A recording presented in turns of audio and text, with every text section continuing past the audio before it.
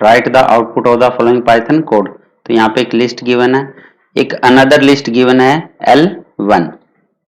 अब यहाँ पे प्रिंट करना है L in L1। तो ये जो इन है ये एक मेंबरशिप ऑपरेटर होता है, ये हमेशा जो आउटपुट होता है वो हमेशा क्या देगा, ट्रू या फॉल्स। तो ये चेक करता है पर्टिकुलर एलिमेंट उस लिस्ट में है या नहीं है। तो यहाँ पे L को चेक कर रहा है L1 में, बट अगर L आप चेक करोगे तो L अपने आप में एक लिस्ट है, तो ये complete list as a element होनी चाहिए L1 में, तब उस केस में क्या आंसर देगा, ट्रू, और अदरवाइज क्या देगा, फॉल्स। तो इस केस में अगर आप देखोगे तो जो आंसर आएगा आपका फॉल्स आएगा, क्योंकि complete list as a list L1 में ये नहीं है, जबकि इस लिस्ट के एलिमेंट है 1 2 3 4, बट एज ए लिस्ट ये एलिमेंट नहीं है L1 में। कहने का मतलब ये है, अगर ये इस फॉर्मेट में होते हैं यहाँ पे L1 में, अब यहाँ पे 5 होता और ये 6 और 7, तो इस केस में L in L1 आपका आउटपुट क्या देगा, ट्रू देगा इस वाले केस में, क्योंकि कंप्लीट एज ए लिस्ट अगर चेक करोगे ये एलिमेंट है, बट इस वाले जो क्वेश्चन गिवन है इसमें आपका आंसर क्या आएगा, फॉल्स आएगा।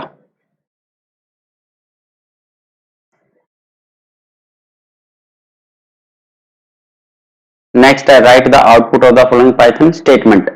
एक लिस्ट गिवन है फिर से, और यहाँ पे सॉर्टेड L, तो मेथड यूज किया है सॉर्टेड और फिर प्रिंट किया है L, तो इसका आंसर क्या आएगा। तो इस वाले केस में अगर आप लिस्ट को चेक करोगे तो एक्चुअल में जो ये सॉर्टेड फंक्शन होता है ये सॉर्ट तो करता है, बट सॉर्ट करने के बाद एक नई कॉपी जनरेट करता है, मतलब कि ये जो एलिमेंट गिवन है ये सॉर्ट हो जाएंगे, और सॉर्ट होने के बाद एक नई मेमोरी के अंदर कहीं ना कहीं एक नई कॉपी जनरेट कर देगा, जैसे उस में सारे एलिमेंट सॉर्टेड फॉर्मेट में होंगे। तो सबसे पहले आएगा जैसे 1, फिर आएगा आपका 3, फिर आएगा 4, फिर आएगा 8, फिर आएगा 9 और फिर आएगा आपका 12, बट एक न्यू कॉपी बनाएगा, ये एक न्यू कॉपी बना देता है ये।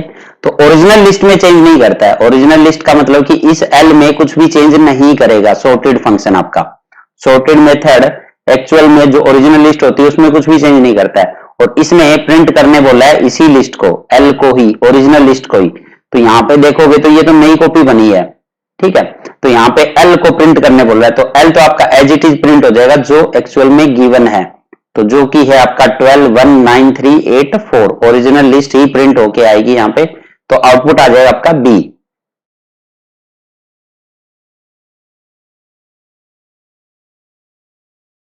Right the output of the following Python statement. फिर से एक लिस्ट गिवन है, और अब सॉर्टेड फंक्शन ही यूज किया है, सॉर्टेड L, बट इस टाइम पे जो भी सॉर्टेड L सॉर्ट करने के बाद जो नई कॉपी जनरेट होगी उसको स्टोर करवाया है L1 में, L1 नाम के ऑब्जेक्ट में, और प्रिंट करना है L1 को।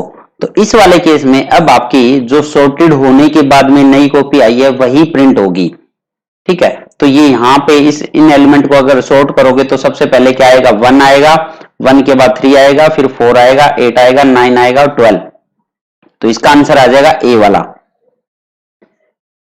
ए क्यों आया, क्योंकि यहाँ पे L1 में आपने सॉर्ट करने के बाद में उस लिस्ट को L1 में स्टोर करवाया है, क्योंकि ओरिजिनल में कुछ भी चेंज नहीं करता है, नई कॉपी जनरेट करता है, बस ये ध्यान रखना, सॉर्टेड फंक्शन, और उसी को आपने प्रिंट करवा दिया यहाँ पे L1। तो अब तो सॉर्ट होने के बाद ही ये जो एलिमेंट आएंगे वही तो प्रिंट होंगे, तो आपका आंसर आ जाएगा ए वाला।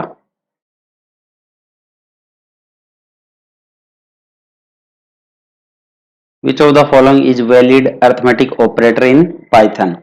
तो अर्थमेटिक ऑपरेटर बताना है, यहाँ पे ये आपका फ्लोर डिवीजन है, डबल डिवीजन, तो ये तो एक अर्थमेटिक ऑपरेटर होता है। क्वेश्चन मार्क ये कोई भी ऑपरेटर नहीं होता, लेस देन ये तो अर्थमेटिक ऑपरेटर नहीं होता, एंड ये लॉजिकल ऑपरेटर होता है। तो यहाँ पे आंसर साफ साफ दिखाई दे रहा है आपका डबल डिवीजन या फ्लोर डिवीजन, ये आपका अर्थमेटिक ऑपरेटर होता है।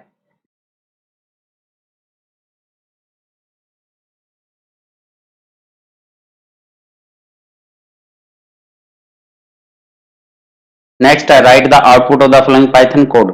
तो यहाँ पे एक फंक्शन डिफाइन किया हुआ है, और ये आपका फंक्शन यहां से लेके यहां तक है, और यहाँ पे आपको फंक्शन की कॉलिंग है, तो यहां से आपका एग्जीक्यूशन स्टार्ट हो जाएगा। तो कॉल किया गया है, कॉल करते हुए यहाँ पे school2@com नाम का एक स्ट्रिंग पास करवाया गया है इस फंक्शन में। तो यहाँ पे अगर ये फंक्शन कॉल करता है तो यहाँ पे एस में स्टोर हो गया ना, ये एस इज इक्वल टू आ गया आपका school two at the rate और COM, ये आपका स्ट्रिंग आ गया। अब k is equal to length of s, तो इसकी लेंथ आपकी स्टोर हो जाएगी। अगर k के अंदर वैल्यू देखोगे तो क्या आएगी आपका, लेंथ काउंट कर लो 2 3 2 5 2 7 8 और 11। अब m नाम का एक एम्प्टी स्ट्रिंग लिया है यहाँ पे ये, और फॉर लूप लगाया आई इन रेंज 0 से लेके ये कहां तक चलेगा, 0 से लेके 11 मतलब 10 तक चलेगा। तो आई की वैल्यू स्टार्टिंग में होगी आपकी 0। अब 0 पे चेक कर रहा है, फॉर लूप आपका जैसे ही स्टार्ट होगा तो इफ फोर के अंदर मिला इफ, तो एस आई मतलब कि S0 है मतलब स्मॉल s पहले वाला एलिमेंट, इस स्ट्रिंग का पहले वाला एलिमेंट चेक कर रहा है डॉट इज अपर, क्या अपर केस में है, तो ये तो अपर केस में नहीं है, स्मॉल लेटर में लोअर केस में है, तो ये वाला इफ तो आपका रन ही नहीं होगा इस वाले केस में। फिर चलेगा एल्स इफ, कहने की बात ये है यहाँ पे इफ एल्स इफ और एल्स इन तीनों में से कोई एक ही स्टेटमेंट एक बारी में एग्जीक्यूट होगी। तो अगर ये वाली इफ नहीं हुई है तो एल इफ वाली देखो, S I dot is alphabet, तो इज अल्फाबेट क्या चेक करता है कि ये अल्फाबेट होना चाहिए, तो जो कि यहाँ पे एस आपका एक अल्फाबेट है, तो इस वाले केस में एल इफ आपकी कंडीशन ट्रू होगी। तो अब ये क्या कर रहा है, m is equal to m plus, तो यहाँ पे कंकेटिनेट कर रहा है क्योंकि m आपका एम्प्टी स्ट्रिंग लिया हुआ है, यहाँ पे m में क्या ऐड करेगा ये एस आई डॉट अपर, तो एस आई का मतलब S0 वाला जो s है उसको कन्वर्ट कर देगा अपर में और यहाँ पे कंकेटिनेट कर देगा, और m इक्वल टू कंकेटिनेट, अभी तो m आपका एम्प्टी है तो यहाँ पे सिर्फ आपका आएगा s कैपिटल में, तो यहाँ पे हमें m इज इक्वल टू मिल गया आपका कैपिटल S। अब दोबारा चलेगा यही चीज, सेम रिपीट होगी फॉर लूप, अब i की वैल्यू हो जाएगी 1 के केस में फिर से चेक करेगा S1 इज अपर, तो देखो अपर इसमें वैसे है ही नहीं, तो ये वाला तो आपका चलेगा ही नहीं कभी भी क्योंकि यहाँ पे सारे लोअर केस में है।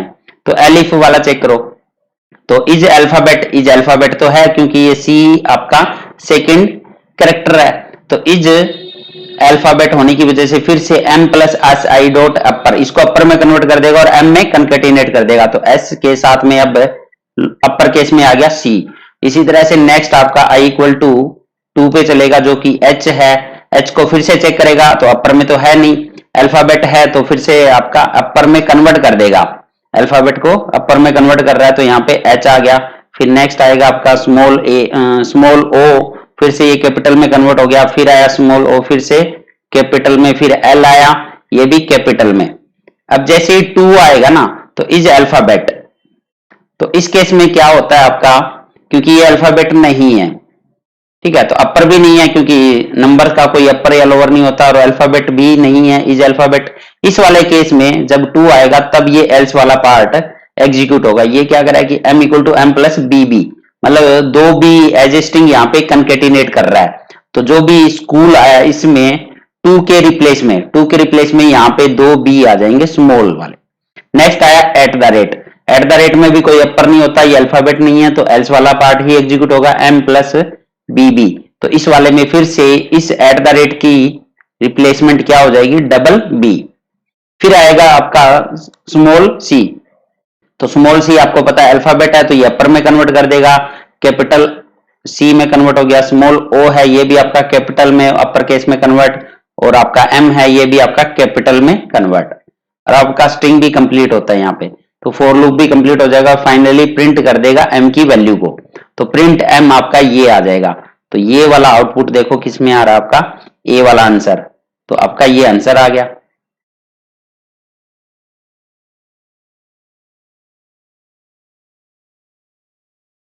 Right the output of the following Python code, तो यहाँ पे एक फंक्शन डिफाइन किया गया है चेंज नाम का, और ये फंक्शन कहाँ तक है आपका, यहाँ तक, और एग्जीक्यूशन कहाँ से स्टार्ट होगा, r इक्वल टू 150 और s इक्वल टू 100, और चेंज फंक्शन को यहाँ पे कॉल किया गया है, तो यहाँ पे कॉल होगा तो 150 कोमा 100, तो ये वैल्यू पास हो जाएगी यहाँ पे, तो p की वैल्यू आपकी आ चुकी है, p इज इक्वल टू आपका 150 और q आ जाएगा अब आपका 100, तो यहाँ पे 30 वाला नहीं होगा क्योंकि ये बाय डिफॉल्ट, अगर q की वैल्यू कुछ नहीं होती तो 30 लेते, बट q की वैल्यू यहाँ पे पास की गई है 100, अब क्या कर रहा है ये फंक्शन p प्लस q, तो दोनों का ऐड करने के बाद p में स्टोर कर देगा, तो p की वैल्यू चेंज कर रहा है ना, ये p की वैल्यू चेंज कर देगा। 150 की जगह क्या हो जाएगी p प्लस q, मतलब कि 250।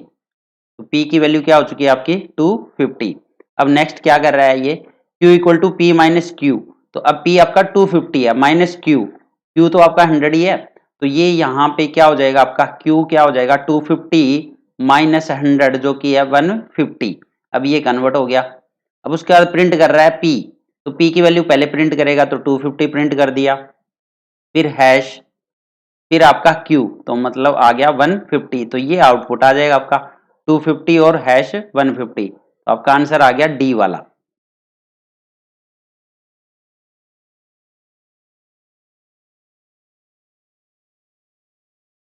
Right the output of the following Python code. यहाँ पे इंपोर्ट किया गया रैंडम नाम का एक मॉड्यूल, और ये एक लिस्ट गिवन है, और ये आपका सेमी कॉलन नहीं आएगा, मिस प्रिंट हो रहा है। तो ए आर नाम की एक लिस्ट है, फ्रॉम और टू दो ऑब्जेक्ट है। फ्रॉम में क्या है रैंडम डॉट रेंड इंट नाम का एक मेथड यूज किया है जो कि रैंडम में होता है 1,3। तो ये एक रैंडम इंटीजर जनरेट करेगा बिटवीन 1 एंड 3 और 1 और 3 को इंक्लूड करके। तो यहाँ पे फ्रॉम की वैल्यू देखोगे तो क्या क्या पॉसिबल है, 1 हो सकती है, 2 हो सकती है या 3। ये तीन वैल्यू जनरेट कर सकता है रैंडमली कोई भी। अब 2 नाम का ऑब्जेक्ट क्या कर रहा है रेंड इंट 2,4। अब 2 में भी क्या क्या वैल्यू पॉसिबल है, 2 आ सकता है, 3 आ सकता है, 4, क्योंकि बोथ वैल्यू इंक्लूड करता है ये। अब यहाँ पे फॉर लूप लगाया के इन रेंज फ्रॉम 2 प्लस 1।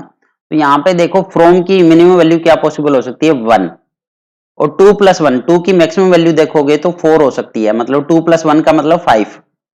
तो अगर ये फॉर लूप आप चेक करोगे तो 1 से लेके 5 तक चलेगा, बट ये जो एंड गिवन होता है ये एक कम चलता है, मतलब कि 4 तक चलेगा, मतलब कि 1,4 तक चलेगा, ये एक्चुअल में रन होगा।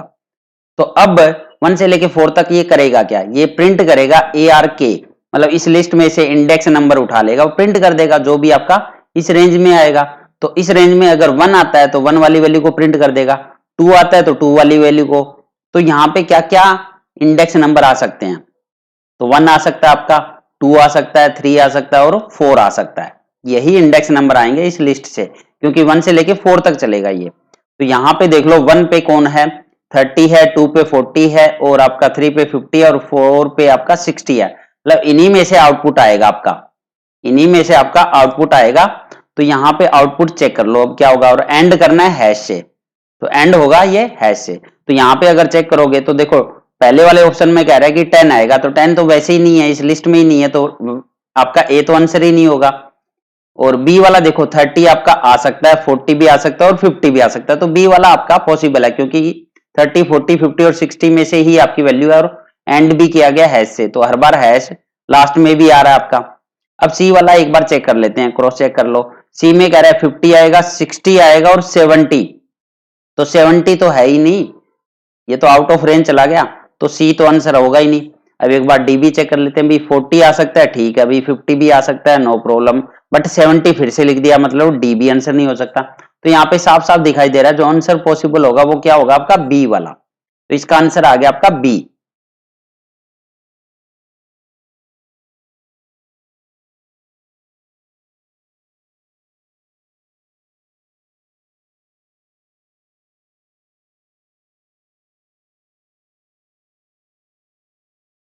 Right the output of the following Python code. तो यहाँ पे x equal to a b c d e f नाम का एक स्ट्रिंग दिया है, i is equal to 1 a, ये फिर अनदर स्ट्रिंग है। अब चेक कर रहा है वाइल i इन x, तो इन आपका मेंबरशिप ऑपरेटर है, ठीक है, ये जब तक ट्रू रहेगा जब तक ये वाइल लूप चलेगा। तो i इन x का मतलब जो i आपका a है वो इस स्ट्रिंग में है, तो ये तो है ना, यहाँ पे a तो है ऑलरेडी, तो मतलब ये आपका वाइल लूप क्या हो गया ट्रू हो गया। जैसे ये ट्रू होगा तो व्हाइल लूप आपका रन होगा, प्रिंट कर देगा आई की वैल्यू, आई की वैल्यू क्या ए प्रिंट कर देगा और एंड कर देगा, ठीक है। तो ए आपका प्रिंट कर दिया। अब सेकंड टाइम व्हाइल लूप फिर चलेगा, फिर से आई इन एक्स, फिर से चेक कर रहा है, तो भाई ए तो है ना इसमें, फिर से ए ट्रू हो गया, फिर से ए को प्रिंट कर देगा। तो इस तरह से ए प्रिंट होता जाएगा ये, क्योंकि यहाँ पे फॉल्स होने की कंडीशन ही नहीं है, अगर आप चेक करोगे तो यहाँ पे फॉल्स होगा ही नहीं कभी ये, क्योंकि ए को चेक कर रहा है एक्स के अंदर, जो कि मिलेगा ऑलवेज, तो ये कंडीशन ऑलवेज ट्रू रहेगी, और ये आपका व्हाइल लूप हमेशा चलेगा, मतलब कि इनफाइनाइट टाइम तक ए को प्रिंट करेगा। तो इसका आंसर आ जाएगा सी वाला। ये ए प्रिंट होता रहेगा इनफाइनाइट टाइम्स, ये कभी लूप आपका टर्मिनेट ही नहीं होगा। तो इसका आंसर आएगा आपका सी।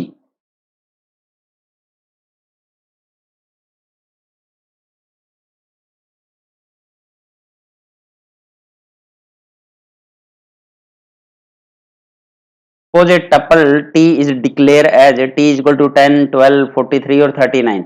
Which of the following is incorrect? तो आपको बताना है टपल गिवन है, इनमें से कौन सा इनकरेक्ट है। तो प्रिंट T1, तो ये तो प्रिंट कर देगा T1 की वैल्यू जो कि है 12, ये तो करेक्ट है। T2 इक्वल टू -29, ये आपका इनकरेक्ट है क्योंकि आप वैल्यू चेंज नहीं कर सकते टपल के अंदर, तो आपका आंसर आ जाएगा बी वाला। वैसे एक बार सी और डी को भी चेक कर लो। प्रिंट मैक्स ऑफ टी, ये तो यहां से मैक्सिमम वैल्यू दे देगा आपको जो कि आएगी आपकी 43।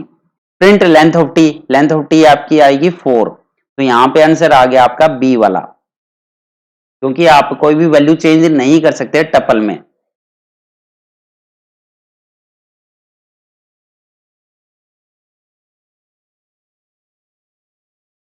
Predict the output of the Python code given below, तो यहाँ पे एक डिफरेंस नाम का फंक्शन डिफाइन किया गया DIFF।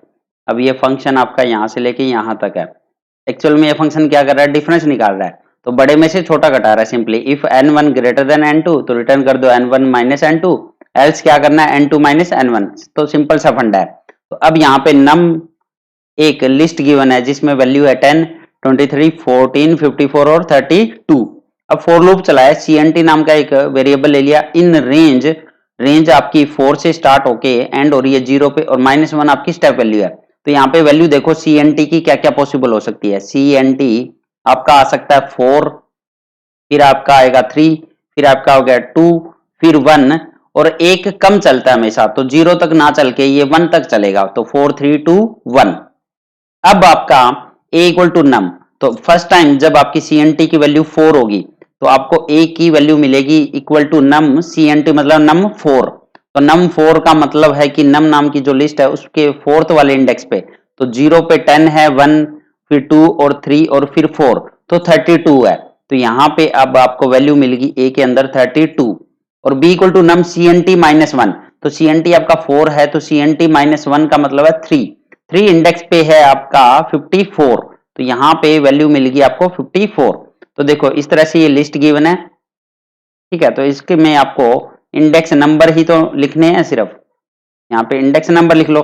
इसका इंडेक्स 0 है, इसका 1 है, इसका 2 है, इसका 3 है और इसका 4 है, तो ये लिस्ट है आपकी। अब प्रिंट कर दो, इसके बाद क्या कर रहा है, print difference of a, b। तो यहाँ पे देखो a और b की वैल्यू क्या आई आपकी 32 आई, और b की वैल्यू आई आपकी 54। तो ये डिफरेंस नाम के फंक्शन को कॉल कर रहा है यहाँ पे। तो भाई यहाँ पे n1 आपका आएगा 32 और b आएगा आपका 54। तो n1 ग्रेटर देन n2, ये तो कंडीशन फॉल्स होगी ना, क्योंकि यहाँ पे चेक करो 32 तो लेस देन है, तो एल्स वाला पार्ट एग्जीक्यूट होगा n2 माइनस n1। तो आपको बड़े में से छोटा घटाना है, तो 54 में से अगर 54 में से 32 घटाओगे तो कितना आएगा आपका, ये अब आएगा 22। तो पहला जो वैल्यू प्रिंट होके आई आपकी क्या आई 22 के बाद हैश लगाना और एंड करना है। तो 22 के बाद हैश यहाँ पे देखो 2 में है, तो मतलब बी आपका 32, ये तो आंसर होगा ही नहीं, एरर तो वैसे ही नहीं आएगा इसमें, सारी स्टेटमेंट आपकी सही है। तो आंसर ए या बी सी में से हो सकता है आपका। तो 22 के बाद हैश, तो ये आपका फर्स्ट यहाँ पे 22 मिला। अब सेकेंड टाइम जब फॉर लूप चलेगा CNT की वैल्यू अब आपकी हो चुकी है 3, तो फिर से कर लो नम इक्वल टू CNT 3 पे कौन है 54, तो यहाँ पे 54 मिला। फिर CNT -1 मतलब 3 - 1 2 पे कौन है 14, यहाँ पे 14 मिला। अब फिर से डिफरेंस निकालो, तो यहाँ पे सिंपली आपका डिफरेंस ही तो चेक करना है, तो डिफरेंस ही तो करेगा ये फंक्शन। तो 54 में से 14 माइनस करोगे तो कितना आएगा आपका 40 आ जाएगा। तो यहाँ पे क्या प्रिंट होगा 40 और हैश। तो देखो 22 के बाद 40 और हैश दोनों में हो रहा है, तो दोनों में प्रिंट हो रहा है अभी तक ए और सी, ठीक है। अब नेक्स्ट टाइम फिर से रन करो, CNT की वैल्यू अब हो जाएगी 2, तो 2 वाली वैल्यू पे कौन है 14, तो यहाँ पे 14 आया। और 2 - 1 करोगे CNT -1, तो b की वैल्यू मिली 23, तो यहाँ पे 23 मिला। अब डिफरेंस निकालो, बड़े में से छोटा करना है, तो 23 में से 14 गया 9। अब 9 हैश आपका प्रिंट करेगा, तो 9 हैश इसमें भी आ रहा है, इसमें भी आ रहा है। अब CNT एक बार और चलेगा क्योंकि एक और वैल्यू आएगी 1। अब 1 पे क्या करेगा, ये देखो 1 वाली वैल्यू 23, मतलब कि a की वैल्यू 23 हो चुकी है, और CNT -1 करेगा तो 0, 0 का मतलब 10 हो जाएगा, b की वैल्यू 10। डिफरेंस निकाल लो बड़े में से छोटा, तो आपका आंसर आ गया 13। तो 13 हैश भी प्रिंट करेगा, तो इस वाले C वाले में 13 हैश नहीं है, जबकि A वाले में 13 हैश है, तो आपका आंसर आ जाएगा A वाला। काफी अच्छा क्वेश्चन था ये आपके लिए, तो काफी इंपॉर्टेंट क्वेश्चन है। ऐसे ही क्वेश्चन आपके किसी भी कॉम्पिटेटिव एग्जाम में पूछे जाएंगे, चाहे वो आपका क्लास 11-12 के एग्जाम हो, चाहे वो आपका HPSC का एग्जाम हो, चाहे वो KVS का एग्जाम हो, तो किसी भी टाइप के एग्जाम हो, ऐसे ही कॉन्सेप्ट बेस्ड क्वेश्चन पूछे जाते हैं।